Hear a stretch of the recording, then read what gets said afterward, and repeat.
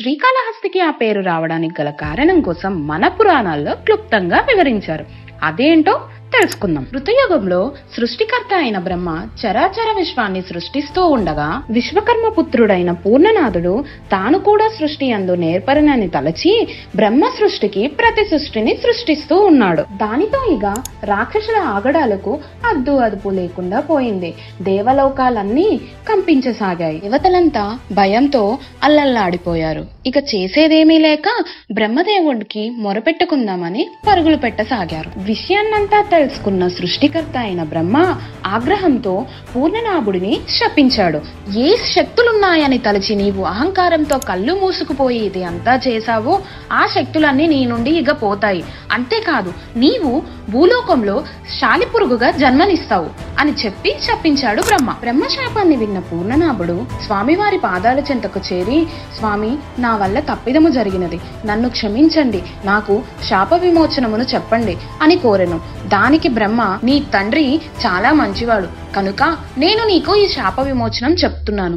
నీవు ఎప్పుడైతే మనస వాచ కర్మన ఆ పరమేశ్వరుని ప్రార్థిస్తావో, నిష్ఠతో పూజలు చేస్తావో అప్పుడు నీకు శాప విమోచనం జరుగుతుంది. ఆ శాపం కారణంగానే పూర్ణనాభుడు భూలోకంలో సాలిపురుగులో జన్మించాల్సి వచ్చింది. అలా సాలేడులో జన్మించిన పూర్ణనాభుడు గజకావనంలో బిల్వవృక్షము కింద సేద తీర్చుకుంటూ ఆ పరమేశ్వరుణ్ణి స్తుతిస్తూ ఉండెను. రోజు ఆ శివుడిని ప్రార్థిస్తున్న పూర్ణనాభుడు తన స్వామికి ఎండ తగులుతుంది అనే బాధతో తన తంతువులతో ఒక పందిరిని అల్లెను. ఆ పందిరి గాలి వచ్చిన ప్రతిసారి చెల్లా చెదురైపోయేది. అయినా సరే తన తంతువులతో మళ్లీ పందిరి అల్లి స్వామికి ఎండ తగలకుండా చూసుకునేవాడు. ఇదంతా కైలాసం నుండి శివుడు పార్వతి చూస్తున్నారు.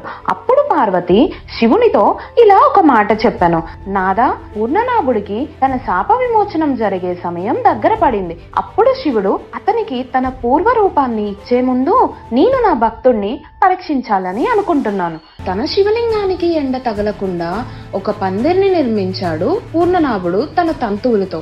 అదే సాలిగూడు. ఆ సాలిగూడిని పరమేశ్వరుడు చెల్లా చెదురు చేసి అగ్నికి ఆహుతి చేశాను.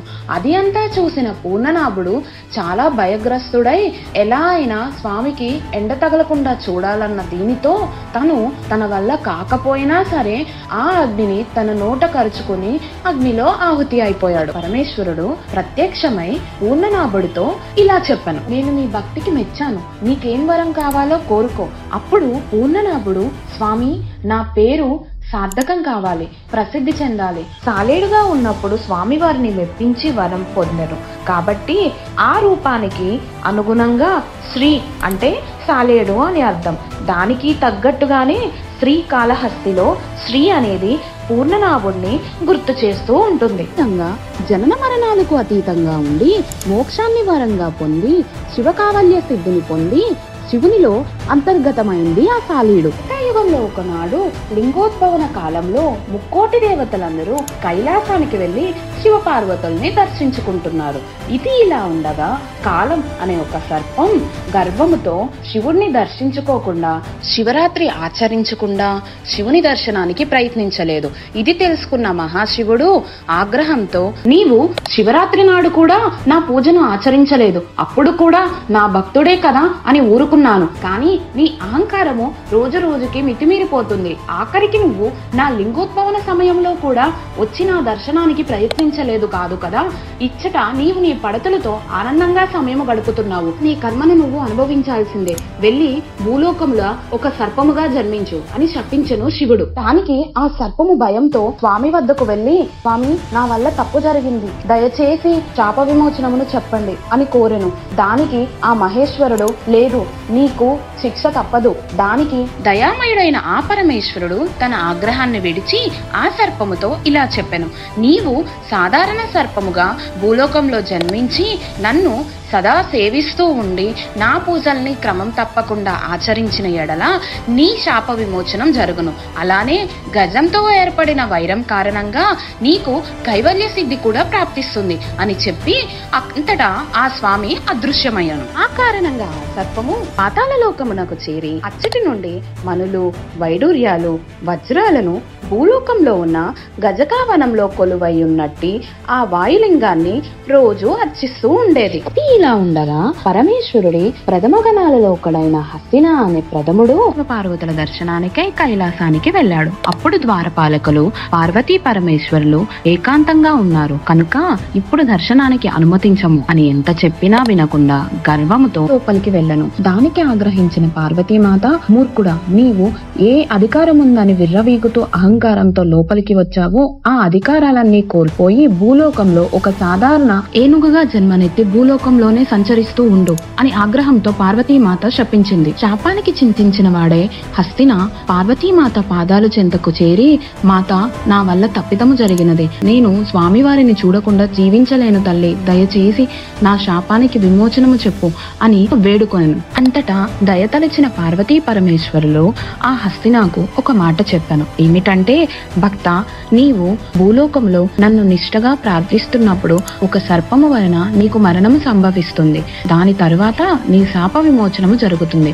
పార్వతీమాత శాపము కారణంగా సాధారణ ఏనుగుగా జన్మనెత్తిన హస్తినా కూడా వాయులింగాన్నే పూజించేది. వైపు కాలుడు పాతాళ లోకము నుండి దివ్యమలను తీసుకొచ్చి స్వామివారికి అర్చన చేస్తూ ఉండగా, మరొక వైపు హస్తిన స్వర్ణముఖి నదిలో మునిగి స్నానమాచరించి బిల్వపత్రం పుష్పములతో స్వామివారికి అర్చన చేస్తూ ఉండెను. అలడు దివ్యమనులతో పూజించి పూజ అయిపోయాక వెళ్ళిపోగా ఆ తర్వాత వచ్చిన హస్తిన అక్కడున్న మనులన్నింటినీ తన తొండంతో తీసేసి తను తీసుకొచ్చిన పుష్పాలను పెట్టి పూజలు చేస్తూ ఉండేవాడు. రోజు కాలుడు వచ్చేసరికి తాను పెట్టిన మనులన్నీ కింద పడి ఉండడం గమనించి, ఎవరో కావాలనే చేస్తున్నారు, నా స్వామికి నా నుండి దూరం చేయడానికి, నా పూజలు ఆయనకి అందనివ్వకుండా చేస్తున్నారు అని భావించి దొంగచాటుగా ఒక చెట్టు చాటున ఉండి చూస్తూ ఉన్నాడు. ఇదంతా తెలియని హస్తిన అమాయకంగా ఎప్పటిలానే స్వర్ణముఖి నదిలో మునిగి స్నానమాచరించి స్వామివారిని అర్చించడానికి పుష్పాలతో వస్తాడు. తను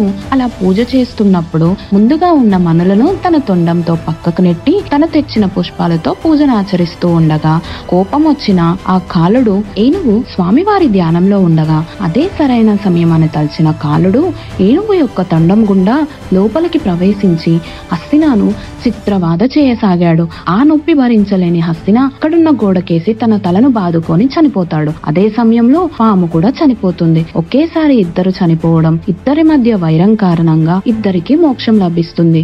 పరమేశ్వరుడు చెప్పినట్టు ఇద్దరికి కూడా కైవల్య ప్రాప్తి లభిస్తుంది. వారికి కైవల్య ప్రాప్తితో పాటు మోక్షాన్ని ప్రసాదించి వారి ఆత్మలను తనలో విలీనం చేసుకొని ఆ ప్రాంతానికి శ్రీకాళహస్తిగా పేరు పెడతాడు. శ్రీ అంటే సాలేడు, కాల అంటే కాలుడు అనే సర్పము, మరియు హస్తి అంటే హస్తన అనే ఒక ఏనుగు. నోరు లేని జీవులైన సాలెపురుగు, పాము, ఏనుగుల ఆత్మలను తనలో విలీనము చేసుకొని వారి భక్తికి మెచ్చి కైవల్య ప్రాప్తి మరియు మోక్షాన్ని ప్రసాదించి వారు కోరుకున్నట్టుగానే జనన మరణములతో సంబంధము లేకుండా వాళ్ళ పేర్లు సార్థకమయ్యేలా శ్రీకాళహస్తి అని ఆ ప్రాంతానికి నామకరణం చేసింది సాక్షాత్తు ఆ మహాశివుడే.